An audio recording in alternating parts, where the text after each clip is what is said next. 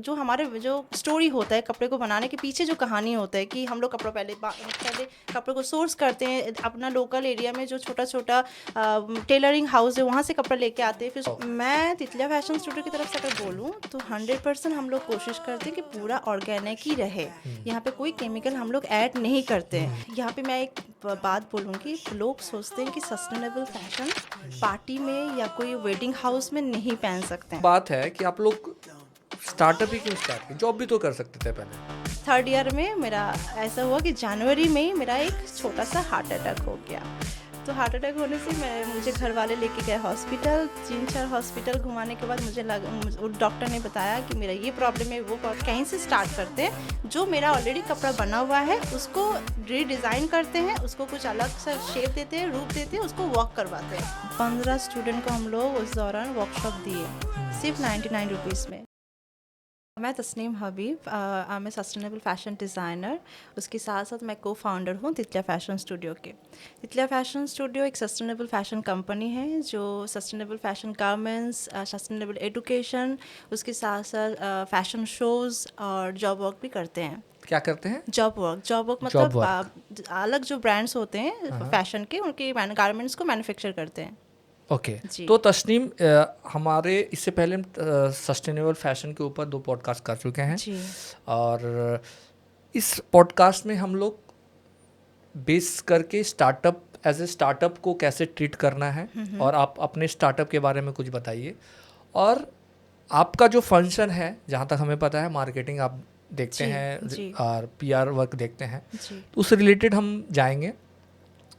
पहले जो ऑडियंस है उसके बारे में बता दें। ऑडियंस स्टूडेंट है, ठीक है, स्टूडेंट है, पेरेंट्स है, जो स्टूडेंट ऑलरेडी आइडिया ले रहे हैं क्या बिजनेस स्टार्ट करें, स्टार्टअप क्या होता है, और सस्टेनेबल फैशन में अगर कुछ स्टार्टअप किया जाए तो क्या है, सस्टेनेबल फैशन क्या है, फास्ट फैशन क्या है, इसके बारे में आप थोड़ा शॉर्ट में कुछ बता पाएँ। सस्टेनेबल फैशन में बोलने के लिए स्टार्ट करेंगे तो शॉर्ट में होता ही नहीं है। सस्टेनेबल बात ही ऐसा है कि ह्यूज पार्ट में आ जाता है। पर हाँ, सस्टेनेबल फैशन एक ऐसा फैशन है जो आपका लॉन्ग टर्म में ले जाता है। ऐसा नहीं कि आज एक पहना तो कल एक पहना वाला कपड़ा हो जाता है। और ये एक फैशन है जो आपको एक जगह में प्रेजेंट करता है। जैसे कि फर्स्ट फैशन में क्या होता है, हम लोग रेगुलर बेसिस में जीन्स टॉप पहन के आज एक निकल गए, तो नेक्स्ट में हम लोग सोचते हैं कि उस जीन्स को नहीं पहन के कुर्ता पैंट पहनते हैं। तो सस्टेनेबल फैशन में क्या होता है कि आज अगर आप कोई कुर्ता पैंट पहनते हो तो कल जाकर उसको कुछ और एक तरीके से, या कुछ स्कर्फ के साथ या कुछ और टॉप के साथ स्टाइलिंग करके दूसरा एक स्टाइल को कैरी करते हैं। सस्टेनेबल फैशन मेनली आता है एथिकल के हिसाब से, फेयर वेजेस के हिसाब से, ताकि हम अपना जो लोकल कारीगर्स होते हैं, जो हमारे आसपास में जो ब्रांड्स होते हैं, जो हमारे लोकल डिज़ाइनर्स होते हैं, उनको साथ लेके काम करें। और हमारे आसपास में जो चीज़ें मिलता है उसी को चीज़ को लेके हम कुछ नया यूनिक बना के प्रेजेंट करें। यही है सस्टेनेबल, मतलब ये सारे चीज़ों को लेके सस्टेनेबल फैशन प्रेजेंट होता है। तो सस्टेनेबल फैशन की आप बात कर रहे हैं, लेकिन मुझे पता है सस्टेनेबल फैशन के कुछ प्रोडक्ट्स मैंने देखा वो काफ़ी महंगे होते हैं जी। तो अभी सस्टेनेबल फैशन भी है, तो क्या नॉर्मल पब्लिक क्या इसको अडॉप्ट कर रही है? क्या एक्सेप्टेंस लेवल क्या है? अभी एक्सेप्टेंस लेवल बहुत ही अच्छा हो रहा है, क्योंकि जब हमने पहले स्टार्ट किया था तो हम लोग पहले अपसाइक्लिंग के हिसाब से स्टार्ट किया था। अपसाइक्लिंग मतलब ये होता है कि आप जो कपड़ा बनाते हो, जब वो कपड़ा बनने के बाद थोड़ा थोड़ा टुकड़ा बच जाता है, तो वो टुकड़ा को हम लोग जोड़ के पैच वर्क करके एक नया गारमेंट्स को बनाते थे। ये हमारा फर्स्ट टाइम जब हम लोग स्टार्ट करे थे तितलिया फैशन स्टूडियो को, तो ऐसे ही स्टार्ट किया था। उसके बाद धीरे धीरे हम लोग नेचुरल डाई को ट्राई किया, फिर उसके बाद धीरे धीरे हम लोग एम्बलिशमेंट के लिए रीजनल एम्ब्रॉयडरी को अडॉप्ट किए। तो अभी जो लोग हैं आसपास में हमारे, पहले हम लोग अपना आसपास से ही स्टार्ट किए थे। जो कपड़ा बनाए उसको हम लोग एकदम रीजनल प्राइस, मान लीजिए 450, 650, 750 का रेंज में स्टार्टिंग किए थे। क्या गर्ल्स के लिए? वुमेंस वेयर में जी। तो पहले हम लोग वुमेंस वेयर में ही काम कर रहे थे। तो अपसाइक्लिंग या रिसाइकलिंग करके गारमेंट्स बना के 450 से 750 के रेंज में पहले हम लोग बेचना स्टार्ट किए। तो धीरे धीरे हम लोग बेचना वही जगह में स्टार्ट किए जैसे कि लोकल जो एग्जीबिशंस होते हैं, जितना जो छोटा छोटा मेला होता है, तो वहाँ पे हम लोग पहले स्टार्ट किए सेल करना। वहाँ पे पहले रिस्पांस आता था कि ऐसा तो लग रहा है कि ये कपड़ा पहले कोई पहना हुआ है, या हम तो ये फैब्रिक कहीं देखा हुआ है, ये तो मेरे घर में भी ये फैब्रिक है, आप लोग क्या पुराना कपड़े से बना रहे हैं। तो ऐसा रिस्पांस आ रहा था पहले। फिर धीरे धीरे लोग समझने लगे कि एक्चुअल अपसाइक्लिंग होता क्या है। तो फर्स्ट टाइम में हम लोग के लिए भी बहुत हार्ड था लोगों तक पहुंचना। पहले ही कपड़ा बना के बेचना सीरियसली हार्ड था, फिर धीरे धीरे हम लोग सोचें कि नहीं सिर्फ बेचने से नहीं होगा, पहले लोगों को बोलना पड़ेगा कि एक्चुअल होता क्या है सस्टेनेबल फैशन, एक्चुअल अपसाइकलिंग होता क्या है। तो हम लोग उसके बाद स्टार्ट की कि वर्कशॉप करवाना। तो वर्कशॉप पार्ट में अभी हम नहीं जाएंगे। पहले जब हम लोग बेचने के लिए आते थे, हम लोग लोगों को बोलते थे कि ऐसा बनाते हैं। जो हमारे जो स्टोरी होता है कपड़े को बनाने के पीछे, जो कहानी होता है कि हम लोग कपड़ा पहले कपड़े को सोर्स करते हैं अपना लोकल एरिया में, जो छोटा छोटा टेलरिंग हाउस है वहाँ से कपड़ा लेके आते हैं, फिर उसको वॉश करते हैं, फिर उसको हम लोग फैब्रिक को सॉर्ट करते हैं कि कौन सा फैब्रिक कौन सा कलर है, एक कॉटन अलग करते हैं, लिनन अलग करते हैं, फिर सिंथेटिक अलग करते हैं, उसका कलरिंग अलग अलग करते हैं, उसके बाद जाके उसको पैच वर्क में जोड़ते हैं, उसके बाद जाके एम्बलिशमेंट में आते हैं। तो ये सारा स्टोरी जब हम कस्टमर को बताने लगे तो लोग रिलेट कर पाएँ कि हाँ ये ऐसे कपड़ा बन रहा है, तो ये अपसाइकलिंग का प्रोसेस ऐसा होता है। किसी ने बोला नहीं कि अब तो लोग कपड़ा मांग के ला रहे हैं तो इतना महंगा क्यों हो रहा है, नॉर्मल कपड़ों से महंगा? एक्चुअल हम लोग स्टार्ट किए थे 450 के रेंज में, तब लोग महंगे के बारे में नहीं बोलते हाँ, थे ये कि रेंज तो ये ठीक लग रेंज रहा है। ठीक है। कुर्ती हम लोग पहले नायरा कुर्ती बोल के उस दौरान चल रहा था बहुत ज़्यादा मार्केट में, तो हम लोग स्टार्टिंग किए थे नायरा कुर्ती से। तो जब हम बोल रहे थे कि नायरा ऐसा बना हुआ है, और एक्चुअल में जब वो लुक आया था नायरा का, तो पूरा पैच वर्क से, मतलब ऊपर पोर्शन जो है नॉर्मल फैब्रिक के ऊपर पैच वर्क डाल रहे थे, और लोअर का आपका पार्ट भी कपड़ा ये भी एक अपसाइकलिंग का पार्ट है। मैंने डेनिम से कट करके ये ड्रेस को बनाया है। तो ऐसे ही हम लोगों को था। चलिए आप एक एग्जांपल दे रही हो। जी जी। ये भी हमारा बहुत पुराना, बहुत सारा डेनिम था, पैंट था, मेरा खुद ही था, मेरे हस्बैंड का कुछ था, तो वो सारा कटआउट्स करके फिर हमने ये स्कर्ट एंड टॉप बनाया है। तो लोग ऐसे धीरे धीरे अडॉप्ट करने लगे। तो फिर सोचने लगे कि ठीक है 450 रेंज में ये कपड़ा ठीक है। पर जब हम चले जाते हैं नेचुरल डाई में, जो वो और एक पार्ट है सस्टेनेबल ऑर्गेनिक पार्ट है, तो वहाँ पे जब हम लोग स्टार्ट किए काम करना, तो लोगों को ये पता नहीं होता था पहले कि नेचुरल डाई होता क्या है लोकल मार्केट में, कि ऑर्गेनिक डाई क्या है। मतलब ठीक है केमिकल कलर ब्राइट्स कलर होते हैं, ऑर्गेनिक कलर बहुत सटल होता है, बहुत हल्का कलर होता है, तो ये होता क्या है। उसके बाद सवाल आता था कि ये सस्टेन तो करेगा, कितना दिन रंग रहेगा, ये रंग रहता है, धूप में डालेंगे तो रंग तो नहीं चला जाएगा, मुझे तो अभी दिख रहा है इतना सारा पैच क्यों है, फैब्रिक में इतना सारा पैचेस क्यों है, जो नेचुरल डाई में आता ही है। धीरे धीरे करते करते वो थोड़ा थोड़ा पैच आता है, थोड़ा कलर हल्का हो जाता है, वो अलग अलग चीज़ें आता है।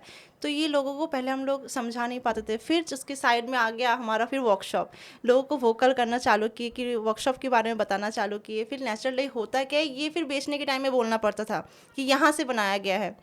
जब लोग सोचते हैं कि अच्छा ये मेरीगोल्ड से बनाया गया कपड़ा, तो लोग ना वो इमोशन में आ जाते हैं, अच्छा मैं फूल से कलर लिया हुआ कपड़ा पहन रही हूँ।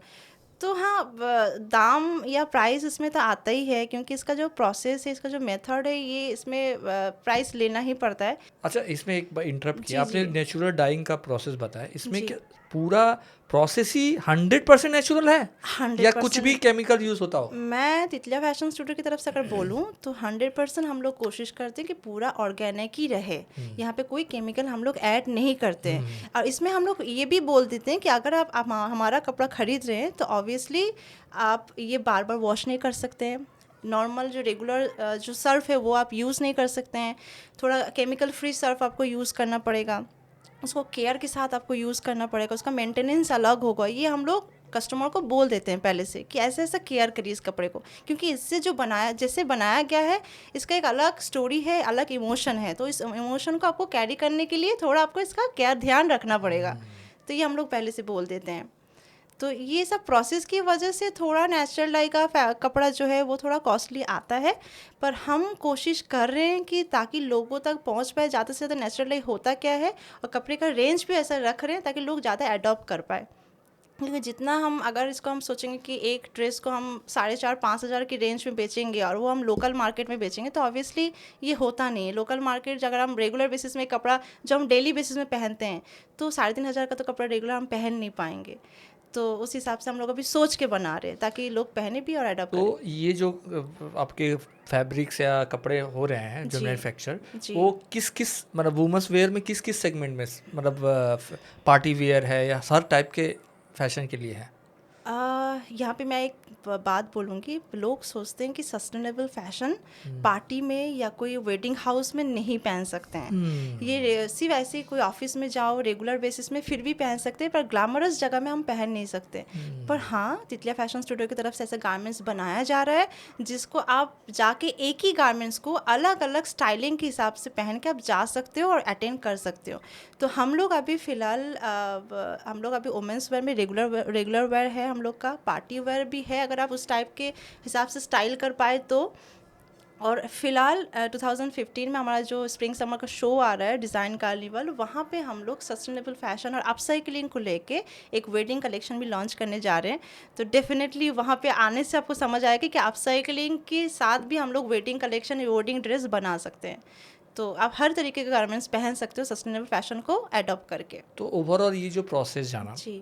और अब हम जब बात कर रहे हैं हमारे ऑडियंस की, अभी कुछ लोग हैं जो सस्टेनेबल फैशन को जानना स्टार्ट किए और देख रहे हैं कि ऐसा एक स्टार्टअप है जो आप एक फैशन ब्रांड के लिए ही बोल रहे हैं कि वो एक फैशन ब्रांड ऐसे चला रहे हैं, ये प्रोसेस है। तो एज ए स्टार्टअप फाउंडर आपको इस बिज़नेस में आने के लिए, ये स्टार्टअप स्टार्ट करने के लिए क्या क्या हर्डल्स आए, क्या क्या आपको किस किस चीज़ों में आप लोगों को माइंड देना पड़ा, क्या लग रहा है, क्या बताना चाहोगे आप? पहले तो हम लोग स्टार्ट ये नहीं सोचे थे कि पहले कपड़ा बेचेंगे। जब बेचने के लिए सोच आया तो उसके पहले हम लोगों को लगा कि जिसको बेचेंगे उसको पहले नॉलेज होना चाहिए कि हम क्या खरीद रहे हैं। अच्छा, सॉरी इस पर इंटरप्ट कर रहे हैं। आप लोग आपके जो कंपनी हैं, आप 3 co-founder हैं जी। तो आप लोगों ने एक साथ ये बिजनेस स्टार्ट किया या पहले से स्टार्ट हुआ तो उसमें आप लोगों ने इनपुट दिया? एक्चुअली हमारे जो को फाउंडर है आशा सरकार, हम उनको दीदी बोलते हैं, आशा दी, और जो हमारे और एक को फाउंडर है जोई। आशा दी का ऑलरेडी एक बुटीक था, वो ऑलरेडी काम कर रही थी। तो वो फैशन रिलेटेड ऑलरेडी बहुत सारा गारमेंट्स बना रही थी, उसका एक ऑलरेडी हाउस था जहाँ पे वो कस्टमाइज भी करती थी, कपड़े भी बनाती थी, लोगों को बेचती भी थी। और हम लोग मिले कॉलेज के दौरान, हमारे एक ग्रेजुएशन शो था, उस दौरान हम लोग मिले, हम लोग साथ में पढ़ रहे थे।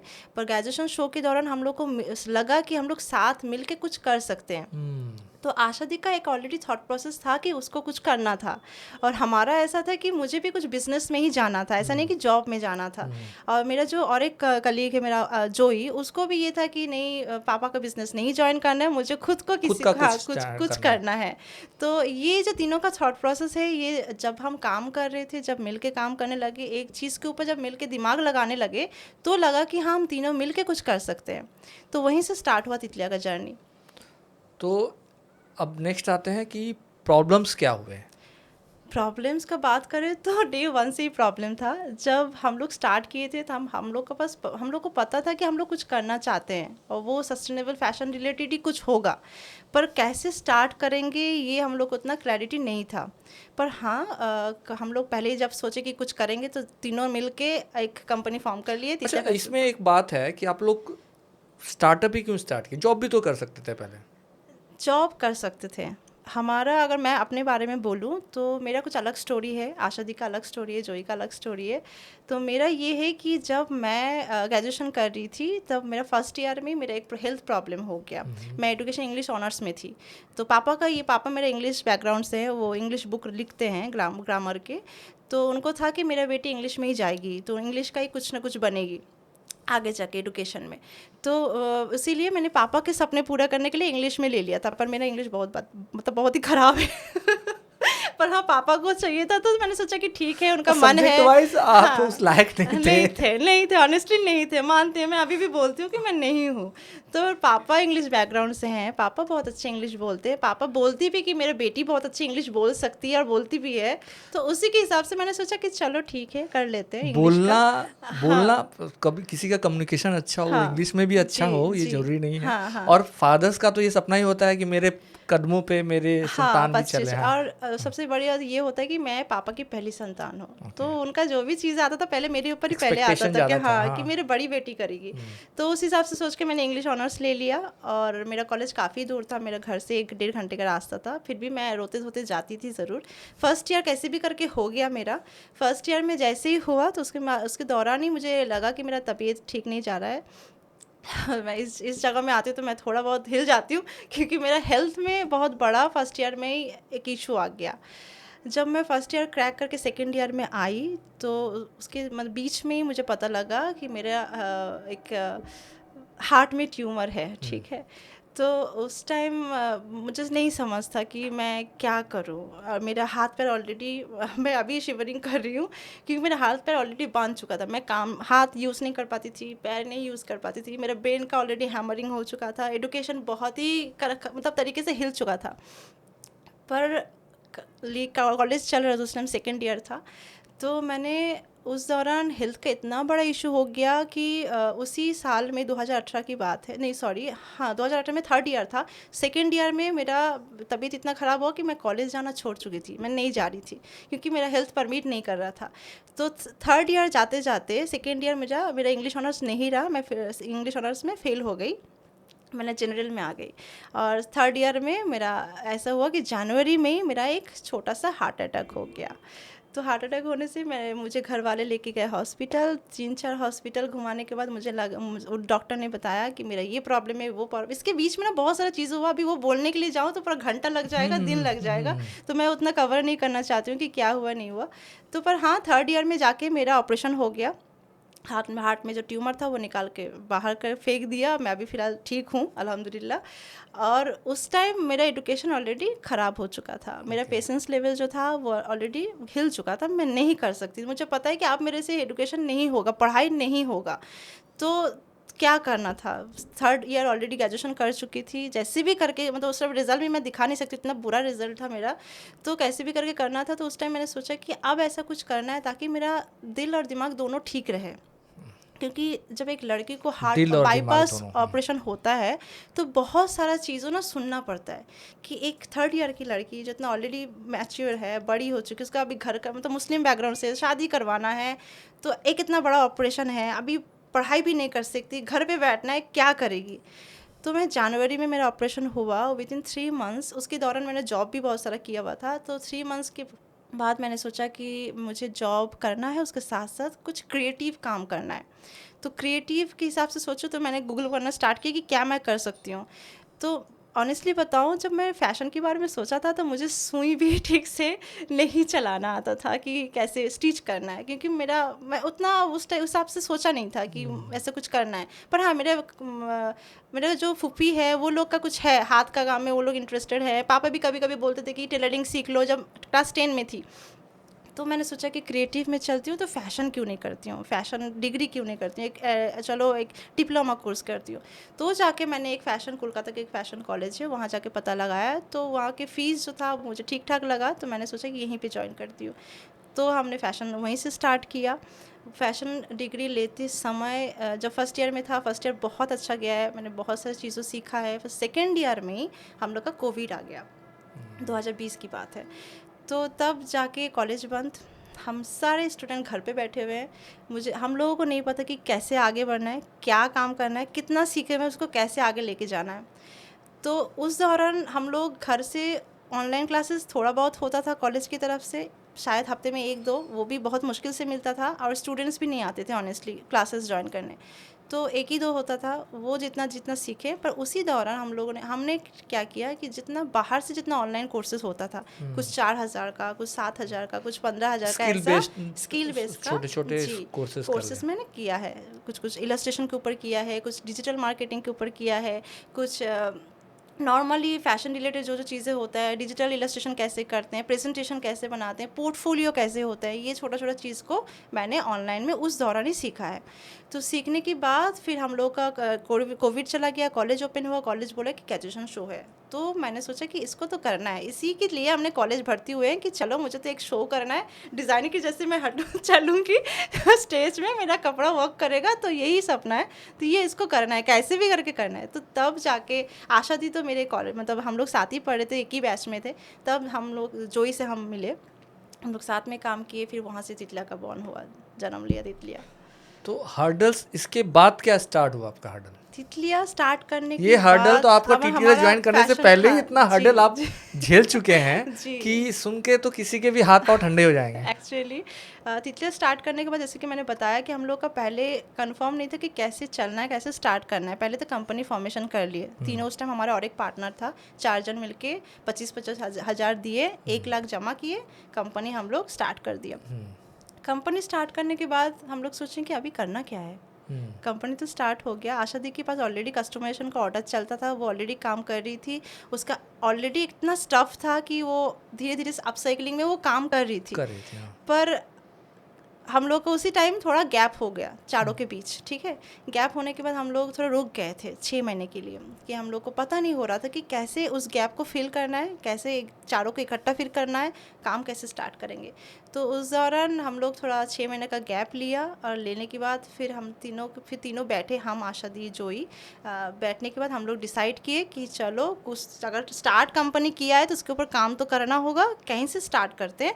जो मेरा ऑलरेडी कपड़ा बना हुआ है उसको रीडिज़ाइन करते हैं, उसको कुछ अलग सा शेप देते हैं, रूप देते हैं, उसको वॉक करवाते हैं। तो यहाँ से स्टार्ट हुआ तितलिया के एक्चुअल जर्नी 6 महीने बाद, कंपनी फॉर्मेशन के 6 महीने बाद। तो हम लोग ये भी तो स्ट्रगल ही था आप लोगों को, रेडी होना कि पैसे ये करना क्या है वो भी समझ में नहीं आ रहा है, लेकिन कुछ करना है। एक बैकअप था कि आपकी जो मेन आपकी मेंबर हैं उसको प्रीवियस एक्सपीरियंस था कुछ, मतलब वो कुछ कर रही थी ऑलरेडी, स्ट्रगल हाँ उसमें लगी हुई तो सरवाइव कर रही थी। और उसी के चलते एक्चुअली फिर से हम लोग रीयूनियन हुए। अगर वो आशा दी नहीं पुश करती बार बार, कोई तो होता ही चाहिए, एक का होता ही, मतलब हमारे तीनों के बीच में अभी भी वही है कि अगर कुछ नहीं हो रहा है, अरे करना है मतलब करना है, करो भाई, कब करोगी। मतलब हम लोग सो भी जाते तो वही जगाती है, कभी कभी वो सो जाती तो हम लोग जगाते हैं ऐसा होता है। तो वही से फिर से वो चालू की कि अगर शुरू किए तो उसको तो कहीं कहीं लेके जाना है, मैं अकेले कर नहीं सकती, आ जाओ फिर तीनों दोनों चलो कुछ करते हैं। तो हम लोग एक कलेक्शन उसका ऑलरेडी कुछ बना हुआ था, उसमें कुछ ऐड ऑन किए, कुछ एम्बलिशमेंट किए, करके हम लोग एक छोटा सा इन हाउस में एक शो किए, जिसका अभी नाम है डिज़ाइन कार्निवल। उस टाइम नाम कुछ नहीं था। तो डिज़ाइन कार्निवल जब हम लोग किए तो हम लोग सारा अपना अपसाइकलिंग का कलेक्शन मिनिमम मान लीजिए 50 से 70 लोगों के सामने प्रेजेंट किया ऑनेस्टली। तो उस टाइम हम लोग को इतना अच्छा रिस्पांस मिला कि लोग इतना पसंद करने लगे कि अरे बनाया क्या है तुम लोगों ने, एक क्या बोलते उसको, फेंका हुआ कपड़े को, या समझ रहे हो, वेस्ट हुआ कपड़ा को आप कैसे इतना अच्छे से रूप दे सकते हो, कैसे बना सकते हो। उस टाइम कांथा दुपट्टा बनाया था हम लोगों ने, कुछ ए लाइन ड्रेसेस बनाया था, कुछ अनारकली ड्रेसेस बनाया था, ऐसे कुछ ड्रेसेस बनाया था। वुमेंस वेयर में ज़्यादा था, मेंस वेयर में 4 बनाया था सिर्फ नेचुरल डाई से। अच्छा, ये शो अच्छा हुआ था, यानी बहुत बिका अच्छा भी हुआ था, बहुत अच्छा हुआ था, मतलब बिका भी था, ह्यूज बिका था। हम लोग टोटल 11 पीसेस ऑफ कांथा दुपट्टा बनाए थे, जो पूरा पैचवर्क से बना हुआ था। पैचवर्क से मतलब पैचवर्क बनाया, कांथा पैचवर्क का दुपट्टा, यस, उसको कांथा दुपट्टा अभी हम लोग तितलिया को बोलते हैं, और उसका एक नाम भी है, गोल्पो कांथा दुपट्टा। तो मतलब हर एक फैब्रिक में हर एक स्टोरी है, तो उसका नाम दे दिया हम लोग का हर एक कलेक्शन के नाम दे के प्रेजेंट करते हैं। तो कांथा दुपट्टा 11 पीसेस हम लोग बनाए थे, टोटल 7 पीसेस उसी शो के दौरान सोल्ड आउट हो गए, और उसका उस टाइम प्राइस रेंज था 1100 रुपये जी मतलब 1100 रुपये में कांथा दुपट्टा हम लोग स्टार्ट किए, और उस शो में सोल्ड आउट हुए। तो हम लोग को लगा कि नहीं, लोग पसंद कर रहे हैं, पर हाँ दाम थोड़ा ज़्यादा लग रहा है, उसको थोड़ा कम करना है, कॉस्ट कटिंग करना पड़ेगा, ज़्यादा हम लोग दाम नहीं ले सकते। उसके लिए क्या किया? उसके लिए फिर हमने, फैब्रिक तो था अपने पास, उसका ऑलरेडी स्टफ था, तो उसको फिर से जोड़ा, फिर से ग्रुप दिया, नायरा कुर्ती मार्केट में लेके आए। नायरा कुर्ती बेचने के लिए आप मतलब क्या बोलेंगे, हम लोग एक समर का टाइम था, हम तीनों मतलब आशा दी, हम जोई, कपड़े तीनों एक एक बैग उठाए, चलो अभी घर पे ऐसा बैठ के कुछ नहीं होता है, मार्केट में चलते हैं। तो मार्केट में हम लोग उस टाइम बिराटी में हम लोग लोकेटेड थे, शौरत कॉलोनी बिराटी में, पास में बिराटी बाजार था। तो उस समय क्या रेंट लिया हुआ था? नहीं, आशा दी का दुकान पे ही हम लोग फिलहाल काम कर रहे थे। आशा दी का दुकान, आशा दी का बाड़ी, यही हम लोग का ऑफिस था उस टाइम। मतलब हम जो ही आते थे सोनारपुर से, आशा दी के घर पे वहीं पे काम हो रहा था। तो उसके लिए क्या अलग से रेंट देना पड़ता था उनको या इन हाउस था? नहीं, अब आशा दी के घर पे कोई रेंट वेंट नहीं था। हम लोग उस मतलब टाइम घर पे ही कर रहे घर थे? पे ही नहीं, उसका दुकान पे ही कर रहे थे। अच्छा। पर रेंट नहीं दे रहे थे। अच्छा। उसका ओन किया हुआ दुकान है, उसी का दुकान है, ऑलरेडी काम चल रहा था। वहाँ पे भी तितलिया का काम हो रहा था, उसके साथ साथ और एक ब्रांड था श्वांगो बोल के, वो भी चल रहा था, दोनों साथ में। क्योंकि उस टाइम श्वांगो बंद नहीं कर सकते, क्योंकि वहाँ से हम लोग को एक अच्छा सपोर्ट मिलता था। श्वांगो का कारीगर, श्वांगो का सारे हेमिंग जो जहाँ पे वो लोग मतलब ऑलरेडी जो वहाँ पे लोग काम करते थे, उन्हीं लोग से ही हम लोग काम तितलिया का करवा रहे थे। तो वो सारा जो नायरा फैब्रिक, नायरा कुर्ती जो बनाया, वो लेके हम लोग विराटी मार्केट पहुँचे दोपहर के टाइम में। तीनों ही एक एक छोला पकड़ा हुआ है, दुकान दुकान जा रहे हैं, भैया हम बना रहे हैं, होलसेल में बेचना है आपको, हमारा रेट है 350 250, आपको लेना है तो हम इसको मैन्युफैक्चर करके दे सकते हैं, ये टोटली सस्टेनेबल है, आप साइकिल किया हुआ है, हैंड एम्ब्रॉयडरी बैक में किया हुआ है, सारा एलाबोरेट करते थे तीनों एक एक दुकान में जाके। फर्स्ट दिन जब हम गए, सारे टोटल हम लोग 2500 का सेल किए, तुरंत बेच के आ गए, तीनों खुश कि चलो बनाया बेच दिया, मार्केट अपना है, हम कर सकते हैं। बस सेकेंड दिन हम गए, सेल ही नहीं हुआ, चाय वाय पी के वापस आ गए। थर्ड दिन एनर्जी नहीं है जाने का, दोपहर के टाइम में वो झोला लेके 3 एंटरप्रेन्योर डिज़ाइनर, वो भी अच्छा हुआ कपड़ा डिजाइनर जा रहे हैं बिजनेस के, वही बात है। हाँ फाउंडर जा रहे वही बात हैं है, माल वही बात बेचने के है, लिए, हाँ। मार्केट फील्ड में उतर चुके हैं जी बेचने के जी लिए। जी। तो वो थर्ड डे जाके थोड़ा फिर से हम लोग लो डाउन हो गए कि अब एनर्जी है ही नहीं, वो नहीं हो सकता है, ऐसा नहीं होगा, कुछ और सोचना पड़ेगा। हम लोग क्या किए कि उस टाइम चलो पहले तो लोगों को बोलते हैं कि अपना हम कर क्या रहे हैं, तो उसके लिए हम लोग स्टार्ट किए वीडियो बनाना। आशा दी के छत पे जाते थे, लंच वंच करने के बाद पूरा Yes, प्रॉपर अब आता है मार्केटिंग का मार्केटिंग का एक्चुअल टाइम, ठीक है। तो हम लोग लंच करते थे अच्छा सा खा पी के, ऊपर छत पे मेकअप वेकअप करके अपना ही कपड़ा पहन के टोटल सज वज के छत पे मतलब अपने बनाए हुए कपड़े, अपने ही बना हुआ कपड़ा पहन के तीनों एक एक कपड़ा पहनते थे, एक एक सेगमेंट को पकड़ा। आशा थी पूरा सस्टेनेबल फैशन के ऊपर एडुकेट मतलब बोलती थी उस टाइम, जो ही सारे स्टूडेंट रिलेटेड जितना चीज़ें होता है वो बोलती थी। मैं स्टूडेंट को कैसे तितलिया मतलब क्यों आना एडुकेशन में चाहिए, लेके, हाँ क्यों तितलिया ज्वाइन करेगी, क्यों तितलिया का कपड़ा Very good, पहनेगी, हाँ। ये सब चीज़ें मैं बोलती थी। 30 सेकेंड, कभी कभी 30 सेकेंड, कभी 1 मिनट, कभी 1.5 मिनट का वीडियो हम बना के, अभी भी वो फेसबुक में है अपना, तो वो वीडियो हम डालने स्टार्ट किए। पहले तो व्यू भी नहीं है, ठीक है, कोई लोग देख नहीं रहे, फिर हम लोग खुद ही तीनों मोबाइल से देख देख के व्यू बना रहे थे, शेयर कर रहे थे, सारा जितना व्हाट्सअप का फ्रेंड है, फेसबुक का फ्रेंड है, लोग आओ देखो हमारा वीडियो। पर हाँ कुछ लोग हैं उस टाइम से लेके अभी तक 2.5 साल होने वाला है तितलिया का, उस टाइम से लेकर अभी तक वो सपोर्ट हम लोग को मिलता आया है। लोग अभी भी वो सारे लोग, कुछ लोग थे, अभी नाम नहीं बताना चाहती हूँ, कि हाँ उस टाइम भी सपोर्ट कर रहे थे कि हाँ बहुत अच्छा कर रहे हो, बहुत अच्छा बोल रहे हो, ऐसा चाहिए लोगों को एडुकेट करना। आप बताना चाहे बता दीजिए, लोग पॉजिटिव लोग हैं। एक्चुअली हम लोग जिसके साथ पहले शो किया था हम लोगों ने, वो मतलब एक not group of people, relative नहीं था वो लोग, कोई रिलेटिव नहीं था, हमारा पहले कस्टमर भी वही थे जो हमारे ऊपर पहले ट्रस्ट किया था। तो वो एक ग्रुप ऑफ पीपल है जो क्या बोलते हैं उसको, मतलब बॉडी माइंड एंड सोल लेके काम करते हैं, लोगों को और एनर्जेटिक बनाते हैं, एक्सरसाइज करवाते हैं, वॉक ऐसे बॉडी के ऊपर काम करते हैं। उनका एक ऑलरेडी कंपनी मतलब ब्रांड चलता है body mind and soul, BMS बोल के, विराटी में ही लोकेटेड है। वो लोग हम लोगों को पहले ट्रस्ट किए थे और हमारा चीज़ों को खरीदना स्टार्ट किए थे। तो वही लोग थे जो फेसबुक में कमेंट डाल रहे थे कि बहुत अच्छा हुआ है, और कमेंट शेयर यही सब हम लोग को रिच में डाल रहे थे। एक्चुअली ये चीज़ बहुत ज़रूरी है। आपको लग रहा है कि किसी से बात किया चला गया, उसको लाइक क्यों मारे जी, अरे जी। एक लाइक एक कमेंट से उसको कितना अच्छा, उसके लिए कितना पॉजिटिव हो सकता है। मोटिवेशन एकदम मोटिवेशन है। अब तो सोशल मीडिया के मतलब इस दौर में यही चीज आपको आगे के लिए भी पॉजिटिव लोग देंगे ना। अब यहीं पे लोग कंजूसी कर देते हैं कमेंट देने में, लाइक देने में। आपसे बात हुआ लेकिन आप मेरे पोस्ट पे लाइक नहीं देंगे, क्यों? लाइक देके उसको क्यों प्रमोट करना? यही माइंडसेट है। ये माइंडसेट अभी इतना ज्यादा है। अरे साथ में बैठ के 2 घंटे बिताए, चाय पिया, लेकिन एक लाइक नहीं देंगे। नहीं करेगा। वो उस टाइम भी था, हम लोग जो स्टार्ट कर रहे थे, तीनों का फैमिली ह्यूज है, तीनों फैमिली से। पर यहाँ से अगर सोशल मीडिया का सपोर्ट बोलते थे मैसेज करके, डू सपोर्ट, डू कमेंट, नहीं आता था। हार्डली एक वीडियो में 4 लाइक 4 कमेंट। पर हाँ वही लोग हैं जो हम लोग को सपोर्ट आज आपने उसका नाम लिया, हाँ, आपने उनको याद किया जी, कि जी, ऐसे लोग हैं जो सपोर्ट कर रहे थे। जी, यही चाहिए ना, यही ये चाहिए। इनिशियल लेवल पे ऐसे लोगों का सपोर्ट चाहिए। एक्चुअली सपोर्ट किया था। हाँ। तो वही लोग शेयर करे थे। जब लोग ज़्यादा देखने लगे तितलिया को तो लोग जानने लगे हमारे बारे में, तो जाके फिर वो तितलिया के बारे में पूछने लगे, आने लगे स्टूडियो में कि बनाते क्या हो, करते क्या हो।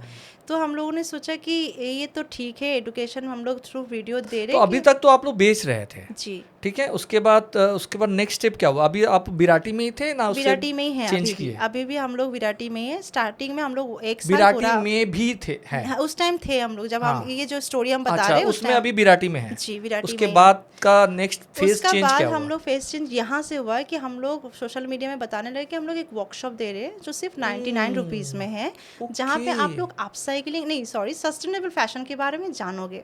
ऑनलाइन था ये कोर्स? नहीं, ऑफलाइन था। ऑफलाइन था। ओनली 99? ओनली 99। और ऑनेस्टली बता रही हूँ, मुझे मतलब जितना मेरा नॉलेज है वहाँ से मैं बता रही हूँ कि उस टाइम पे जब हमने बताना स्टार्ट किया, लॉकडाउन के बाद की बात है? जब हमारे कंपनी ऑनलाइन उस टाइम 2023 की बात है। ओके, 23 की बात है। तो उस टाइम कोलकाता में सस्टेनेबल फैशन लेके वोकल बहुत ही कम ब्रांड्स थे, पर लोगों को बोलना कि होता क्या है, कैसे करते हैं, ये कोई नहीं था।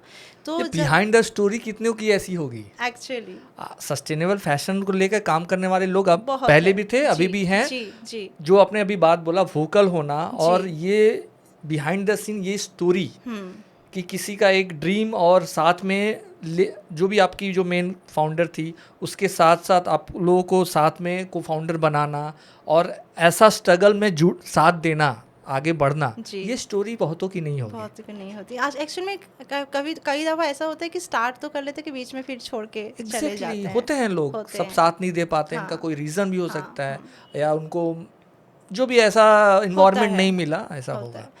तो वो वर्कशॉप हमारे लिए हिट कर गया। ओके। फर्स्ट वर्कशॉप में हमारे पास स्टूडेंट 99 में स्टूडेंट हुआ था 15 स्टूडेंट को हम लोग उस दौरान वर्कशॉप दिए, सिर्फ 99 रुपीज़ में। जब वर्कशॉप करवाया तो ऐसा तीनों को लग रहा था यार घर छोटा पड़ रहा है, सोचो कुछ, घर छोटा, ऑनेस्टली छोटा पड़ रहा था। और जब फैशन स्टूडेंट्स के ही लोग आए थे सारे के सारे, और बोल रहे थे कि दीदी ऐसा वर्कशॉप ऐसे अपसाइक्लिंग से बन सकता है, हम लोग सिर्फ देखे हैं मोबाइल में, पर करके वो अलग ही मज़ा आ रहा है। और जो भी आपने ऑफलाइन कराया, उनको जगह दिया बैठने का, बैठने की जगह दिया। और वहीं पे एक छोटा सा मशीन लेके, मतलब ये अपना स्टूडियो पे हो नहीं पाया, जहाँ पे आशादी का दुकान है वो बहुत ही छोटा था, तीनों जन बैठते थे, कपड़ा रखते थे, खत्म जगह, और जगह है ही नहीं। कोई कस्टमर आ गया तो एक जन को बाहर निकलना पड़ता था, या तो खड़े होकर सुनो बस बात, ऐसा था। तो वो जगह काफ़ी नहीं था। तो वही लोग हैं जो BMS के लोग, उनके घर पे उन्हीं की एक स्पेस हम लोग यूज़ किया, वो लोग सपोर्ट किए कि चलो हमारे यहाँ पे कर लो वर्कशॉप, हम सपोर्ट कर रहे हैं। तो वो जगह पे हम लोग किए। 99 वाला वर्कशॉप बहुत हिट हुआ। तो हम लोग फिर सोचे कि सिर्फ 99 वाला अपसाइक्लिंग से नहीं होता है, नेचुरल डाई स्टार्ट करते हैं। हम लोग नेचुरल कॉलेज में सीखे थे, कोलकाता में ऐसा कोई नहीं था। नेचुरल डाई, ऑर्गेनिक डाई, जो फैब्रिक में हम लोग यूज़ कर रहे हैं, तो कोलकाता में ऐसा कोई नहीं था जो नेचुरल डाई के ऊपर वर्कशॉप करवाए। तो हम लोग सोचा कि क्यों ना एकदम छोटा सा फीस लेके स्टूडेंट को सिर्फ बोले कि करो इसको, पहले जानो फिर आइडिया तो देते हैं। तो हम लोग स्टार्ट किए 299 रुपीज़ से वर्कशॉप डालना। तो नेचुरल डाई के वर्कशॉप में फर्स्ट बैच में हम लोग का स्टूडेंट हुआ था 7-8 ऐसा कुछ स्टूडेंट हुआ था। जो स्टूडेंट्स हुआ था वो सारे हमारे तीनों की उम्र से काफ़ी बड़े थे। हम तीनों उनके सामने बहुत ही बच्चे हैं। और जब स्टूडेंट्स आए तो हम तीनों खड़े, मतलब हम पहले मतलब हम उस टाइम कैसे मार्केटिंग किए नेचुरल डे के, पहले फेसबुक में पोस्ट किया, बैनर बनाया, पोस्ट किया, लोग पसंद किए, पर कोई एनरोलमेंट नहीं आ रहा था। तो क्या किया, मैंने एक छोटा सा ऐड रन कर दिया, स्पॉन्सर्ड वाला ऐड रन कर दिया। तो कुछ लोगों तक वो पहुंचा, तो फिर जाके कॉल आना लग गया। तो कॉल जितना आए वहाँ से फिर 1-2 लोग अपने फ्रेंड्स लोगों को बताया, तो ऐसे लोग लेके टोटल 8 लोग आए। तो जब आए तो वर्कशॉप जब हम देखे कि अपना पार्टिसिपेंट्स कौन है, देख के हम लोग तीनों ही चुप हो गए कि इतने इन लोगों को कैसे बताएंगे। पता है ठीक है, हम लोगों को थोड़ा बहुत नॉलेज है जो सिखाना चाहते, फिर भी वो लोग हमसे बड़े हैं। और जो लोग आए हैं वो ऑलरेडी फैशन बैकग्राउंड से ही है, फैशन के रिलेटेड काम कर रहे हैं। तो वो वर्कशॉप ऑनेस्टली बहुत अच्छा गया। हम लोग आशा दी के छत पे, गर्मी में, अप्रैल का टाइम था उस टाइम, तो अप्रैल में छत में किए। लोग ऐसे बोल रहे थे कि इतना गर्मी है कैसे करेंगे, पर ठीक है, करना तो है। हाँ, अगर बनता तो तो उस ऐसा टाइम, स्टेज ही आप लोगों हाँ, का ऐसा कुछ नहीं कर सकते। कुछ नहीं कर सकते ना। एसी का जुगाड़ है ना, अच्छा चेयर है ना, कुछ है। एक कारपेट बिछाते थे हम लोग छत पे। वो फोटो अगर फेसबुक में अगर आप स्क्रॉल करते तो देखने को मिलेगा कि कारपेट बिछाते हैं, मैं तो यहाँ पे बैठ जाओ, अभी कुछ नहीं कर सकते हैं। फिर वो वर्कशॉप बहुत अच्छा हुआ। फिर हम लोग एक के बाद एक वर्कशॉप शेड्यूल करते गए। वर्कशॉप में हम लोग को बहुत अच्छा रिस्पांस आता गया। जो वर्कशॉप में स्टूडेंट्स आते हैं उन्हीं लोग को फिर अपने गारमेंट्स को हम दिखाते गए कि ये हम बनाते हैं। ये दोनों चीज़ हो सकता है यहाँ पे, हाँ। जहाँ तक मेरे को लगा। जी। वो स्टूडेंट आपके प्रोस्पेक्टिव कस्टमर भी हो सकते हैं, एकदम। आप प्रोस्पेक्टिव फ्यूचर एम्प्लॉय भी हो सकते हैं, जी। और जो हमारे मैन्युफैक्चर यूनिट है उनका भी सपोर्ट क्लाइंट भी बन सकता है। तो यहीं से स्टार्ट हुआ एक्चुअली। वर्कशॉप एक ऐसा चीज़ है जो तितलिया को पुश किया कि चलो आगे जाना है। जो भी चीज़ आज तक हुआ है ये वर्कशॉप ही करा, मतलब हम लोगों को पुश करके लेके आया है। तो उसी वर्कशॉप में जब अपना गारमेंट्स को हम शोकेस करते थे, दिखाते थे कैसे बनाते हैं, ऐसे इम्प्लीमेंट करते हैं, तो लोगों को पसंद आने लग गया।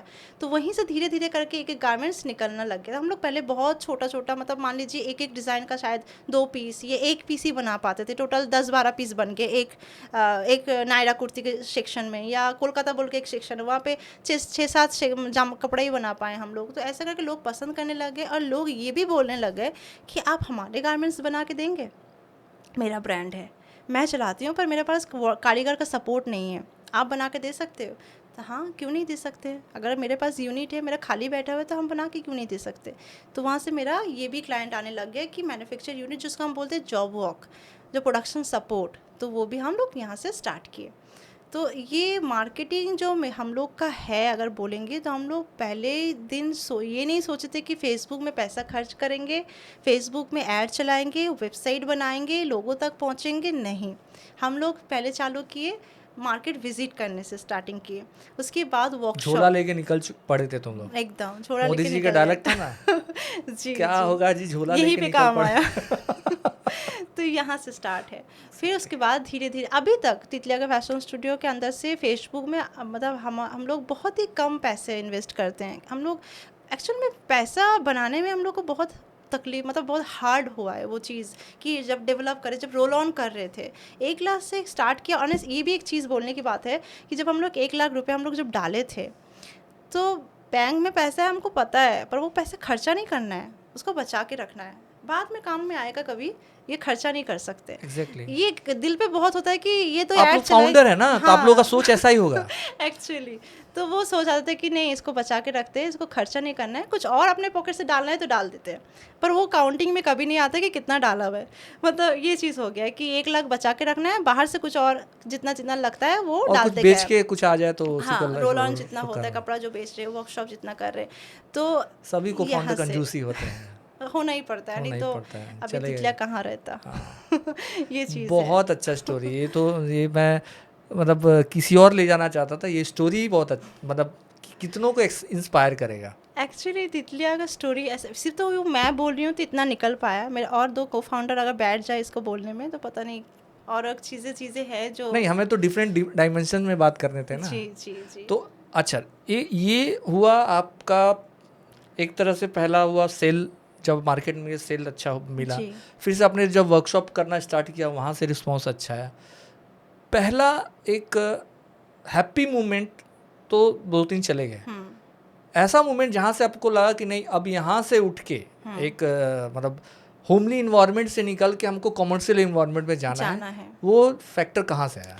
देखिए, वर्कशॉप जब बहुत ज़्यादा हिट कर रहा था, लोग जब बहुत ज़्यादा ज्वाइन करने लग गए, एक सेशन 2 सेशन ऐसा हुआ है कि 17-18 जन ज्वाइन करने लग गए, तब वो छत भी कम पड़ने लग गया, आशुति का घर भी कम पड़ने, और उसका ऑलरेडी एक बेबी था, बहुत छोटा था, उसके लिए इतना सारा लोग का आना जाना मुश्किल होता था। तो उस टाइम हम लोग सोचे कि चलो एक ऑफिस का मतलब खोज लगाते हैं, ऑफिस लेना पड़ेगा, छोटा भी है पर लेना पड़ेगा, ऐसा घर से नहीं हो पाएगा। और कभी कभी ऐसा होता है कि घर से भी चीज़ें करने से ना वो एंथू भी कभी कभी नहीं मिलता है, जो कहीं ना कहीं जाके लैग कर जाता है कि लंच की बात है, चलो आधा घंटा और बैठ जाते हैं, जो ऑफिस में नहीं हो पाता है कि काम करना ही है, लोग भी बढ़ाना है, काम भी आ रहा है, वर्कशॉप भी चल रहा है, तो जगह तो चाहिए, इलेक्ट्रिसिटी जा रहा है। हाँ, तो जगह चाहिए था उस टाइम। पर उस टाइम भी कंपनी के अकाउंट में उतना पैसा नहीं था जो एक ऑफिस ले पाए। तो हम तीनों सोच में लग गए और फिर सोचे कि आशा दी बोले कि मुझसे जितना हो पाए मैं लगा सकती हूँ, पर ऑफिस तो लेना पड़ेगा, कुछ ना कुछ करना पड़ेगा, ऐसे यहाँ से नहीं होगा। ऐसे सोच वाले फाउंडर्स होना बहुत जरूरी है। नहीं, ये ब्लेस्ड है तितलिया में, ये ब्लेस्ड है, हम तीनों के लिए ये ब्लेस्ड है कि उसका अलग सपोर्ट रहा है तितलिया में। जो हम तीनों शायद हार्डवर्क दिए हैं, वो भी हार्डवर्क किए, हमारे समान ही हार्डवर्क किए, पर हाँ जहाँ फंडिंग का बात आता है, जहाँ पैसे की बात आता है, वो सोचती नहीं है। हम हमारा जो अलग पैशन है, ये अलग पैशन है। मतलब मैं ऐसा बोलना चाहूँगी कि मुझे ऐसा, हम तीनों जानते हैं कि आशा दी का जितना होता है ना पूंजी जिसको बोलते हैं, वो ऑलरेडी तितलियाँ ले चुकी है, ठीक है, सारे के सारे, अभी उसको वापस करने का टाइम है। तो हम हर जोई जो है उतना फाइनेंशियली स्ट्रॉन्ग नहीं है, उसके पास वो था, तो उसने बोला कि मैं ये कर सकता हूँ, तुम दोनों ये सपोर्ट दे दो, बाकी पैसे का जुगाड़ हम कहीं से भी लगा सकते हैं। और अभी भी वो लगा रही है, ऐसा नहीं कि अभी कुछ पैसे का प्रॉब्लम हो जाता है, बहुत ज़्यादा प्रॉफिट होने लगा कि सबको हाँ ये चीज़ होता है कि हम लेंगे वाला बात आ जाता है, पर हम तीनों ऐसा कभी सोचे ही नहीं कि हमको लेना है। पहले सोचते कि तितलिया को पहले सर्वाइव करवाना है, उसको पहले बड़ा करना है, उसके बाद तो लेना तो अपने को ही है, खुद ही लेंगे, बाकी कौन लेके जाएगा। तो फंडिंग का जब भी बात है तो आशा दी हमेशा वहाँ पे रही है, हम दोनों वहाँ पे हमेशा नहीं रह पाते हैं, तो वो चीज़ है कि उसके ऊपर डिपेंडेंट हो जाता है। तो और बाकी जहाँ स्टूडियो की बात कर रहे थे, वर्कशॉप कहाँ कैसे ऑफिस लिए, तो हम तीनों ही ऑफिस के बीच में 4:30-5 बजे तीनों निकल जाते थे, एक ब्रोकर का जुगाड़ किए, पूरा सॉल्ट लेक घूमे कि ये जहाँ जहाँ जो कोई मिला। एक्सटर्नल हेल्प नहीं, आप लोग ही निकल जाते थे? कौन करेगा, तीनों ही है अपने पास, एक दूसरे के लिए कौन हमारे लिए जाके देख के आएगा, और तीनों ही को ही जाना पड़ेगा क्योंकि तीनों को ही पसंद आना चाहिए ये बात भी है। तो हम लोग तीनों को ना एक चीज़ होता है कि वाइब्स भी चाहिए, कलरफुल भी चाहिए, हवा भी चाहिए, लाइट भी चाहिए, सब चाहिए एक जगह में, क्योंकि हम लोग ऐसे मतलब बड़े भी वैसी जगह से, घर खुला हुआ घर, सनलाइट, हवा, ये सब चीज़ हमको चाहिए। तो जब ये सब चीज़ें ऑफिस ढूंढने के लिए लगे, पूरा सॉल्ट लेक छान मारा, न्यू टाउन हवा चाहिए, सब कुछ चाहिए, मिल नहीं रहा है, सस्टेन करना है, मिल नहीं रहा है, तो इतना पैसा भी चाहिए, पैसे का क्या बात करूं, जगह के एक ऑफिस ऐसा हुआ सत्या जी की पसंद आ गया, बहुत वाइब से, बहुत बड़ा है, देख के मन खुश, ठीक है यही चाहिए अपना ऑफिस, 2nd फ्लोर में है, लिफ्ट से आना जाना है, बहुत खूब है, पैसा तो है नहीं पर ठीक है कर लेंगे, ऐसा जुगाड़ भी दिमाग में है कि कर लेंगे, हम तीनों को ये पहले से है कि कर लेंगे। तो जब हमको पहले ब्रोकर ने बताया कि इतना पैसा लगेगा, अमाउंट बताया, जब हम लोग बोले कि ठीक है चलो मालिक से, मतलब जो उनका ओनर है उनके साथ बैठते हैं, तो दाम सुनाया कि 80,000 रेंट है हम तीनों वहीं के वहीं चुप रह गए, अच्छा, एक ही महीना का रेंट देना, हाँ वही बात, अच्छा 80,000 है, ठीक है फिर तो नहीं करना है भाई, हाँ। चलो वाइब्स वही सब गया, अब निकलते हैं यहीं से, नहीं हो सकता है। तो वही वो हमारा बहुत अच्छा लगा था वो ऑफिस, अभी भी ऐसे दिमाग में कभी कभी आता है कि वैसे ही बनाना है, हाँ एकदम, ये तो होना चाहिए, ये रहता ही है, माइंड में रहना चाहिए, कुछ बड़ा करना है तो ऐसा कुछ करना है जी। तो फिर बाद में सॉल्ट लेक का एक office, salt lake city centre 1 की तरफ एक नज़दीक घर देखा, बहुत पसंद आया वो घर, अभी वहीं पे हम लोग हैं। तो वो घर जब हम लोग अंदर गए तो ऑनेस्टली जो चाहिए था, वो लाइट, वो वाइब्स, सारे चीज़ें उसमें मिला। तो उसका रेंट भी काफ़ी ज़्यादा था, पर हम लोगों ने सोचा कि अगर लेना है तो क्यों अभी पहले से वो टेंशन अगर नहीं लेंगे तो कल जाके वो टेंशन नहीं ले सकते हैं, तो चलो क्यों ना आज से स्टार्ट करते हैं, लेना तो पड़ेगा, ऑफिस चाहिए, वो जगह पे अभी पॉसिबल नहीं है और सॉल्ट लेक में ही चाहिए। तो अगर ये सोच है कि सॉल्ट लेक में ही चाहिए, वाइब्स भी चाहिए, तो तुमको पैसा खर्चा करना होगा। तब जाकर हम लोग तीनों बैठे, डिसीजन लिए कि कैसे भी करके हमको काम लाना पड़ेगा, ऑफिस लेके बैठना नहीं है, दौड़ना है। तो हम उस टाइम वो सोच के कि दौड़ेंगे करेंगे बोल के वो ऑफिस हम लोग रेंट में ले लिए। और इसके पीछे भी हमारा एक फ्रेंड है जो उस दौरान हम लोग को बहुत बड़ा एक सपोर्ट दिया था, जिसकी वजह से हम लोग वो ऑफिस को रेंट पे ले पाए। अभी फ़िलहाल वही है 109 DB block, salt lake sector 1। अब मैं जब फ़ोन पे बोलती हूँ कैसे ही बोलती हूँ कि सिटी सेंटर 1 आ जाओ, 5 मिनट का वॉकिंग डिस्टेंस है, 109 DB ब्लॉक तो यही हमारा फ़िलहाल अभी ऑफिस है। और वो हम लोग कम से कम एक साल 2-3 महीने बाद ही शिफ्ट किए। तो ये जो जर्नी रहा आप लोगों का, एक एक घर के स्टार्टअप से एक कमर्शियल रेंटेड स्टार्टअप मतलब ऑफिस में शिफ्ट होना, वर्कशॉप में शिफ्ट होना। इसमें आप लोगों ने बहुत सारे एक्टिविटी के बारे में बोला, सेलिंग, वर्कशॉप, कोर्सेज सेल करना, ये करना। इसमें आप लोगों का जो इनिशियल, ये तो अभी इनिशियल फेज ही है, इस इनिशियल फेज पे क्या क्या मार्केटिंग किए हम लोगों ने, मार्केटिंग टिप्स है जो मतलब ट्रिक्स जो आप लोगों ने यूज़ किया है, जो बताना चाहोगे? मार्केटिंग टिप्स अगर बोलेंगे तो हम लोग पहले स्टार्ट किए थे तो ऑफलाइन मोड से जाके बेचो बोल के, तो उससे वर्क नहीं हुआ। धीरे धीरे हम लोग फिर बाद में जब ऑफिस शिफ्ट किए तो वो बहुत बड़ा लायबिलिटी हो गया तीनों के ऊपर ही, कि इसको तो चलाना भी है, कारीगर लोगों को भी लेके आ गए। तो ये सारे चीज़ें सोच के हम लोग शुरू किए कि अभी सोशल मीडिया में बहुत ज़्यादा एक्टिव होना पड़ेगा। सिर्फ वो छोटा छोटा 1.5 मिनट का वीडियो बनाने से हम लोग लोगों तक पहुंच नहीं सकते हैं। तो उस टाइम मार्केटिंग की जब बात आता है तो हम लोग पहले सोचते कि पहले ब्रांडिंग करते हैं, फिर बाद में मार्केटिंग करेंगे। पहले लोग जानने लग जाए हम तीनों कौन हैं, कहाँ से आए हैं, तितलियाँ क्या है, क्या करता है। तो ये मैसेज को पहुंचाने के लिए हम लोग स्टार्ट किए अपना स्टोरी को ही बताना इंस्टाग्राम के थ्रू। हमारे इंस्टाग्राम में हम लोग जो स्टार्ट किए थे कि हम लोग पहले क्या Day 1 से लेके Day 30 तक कैसे कैसे करके डेवलप किए। तो इस वीडियो के दौरान हम लोग काफ़ी लोगों तक पहुँचे, और through workshop, through word of mouth हम ज़्यादा से ज़्यादा टाइम लोग तक पहुँचे। इसके वर्ड ऑफ माउथ मतलब जो लोग से डेली के बेसिस में जो मिल रहे हैं। तो ये जर्नी रहा आप लोगों का, जैसे इंस्टाग्राम आपने जैसे बोला, इंस्टाग्राम हुआ, आपने लोकल फेसबुक पेजेस पे ऐड दिए और कुछ वर्ड ऑफ माउथ, अच्छा रिलेशन मेंटेन किया। तो फाइनल अब इस पॉडकास्ट के हम लोग लास्ट फेज में जा रहे हैं। कुछ एक टिप्स जो आप अपकमिंग जो लोग इस सस्टेनेबल फैशन बोलिए या कोई भी स्टार्टअप स्टार्ट करना चाह रहे हैं, या वो आपकी जो जर्नी थी, आपका जो ये पूरा स्टोरी था, एक बहुत ही इंस्पायरिंग था। हर्डल्स आपके पर्सनल लाइफ, आपके हेल्थ वाइज बोलिए या आपके प्रोफेशनल वाइज बोलिए, बहुत सारे थे। यही होती है अभी स्टार्टअप जर्नी, और एक एंटरप्रेन्योरशिप की जर्नी बहुत आसान नहीं होती। आने वाले कुछ समय में ऐसे भी गर्ल्स गैंग होंगे, गर्ल्स बॉयज़ होंगे जो स्टार्टअप में आ रहे होंगे, जो अपना खुद का बिजनेस स्टार्ट करना चाहते हैं।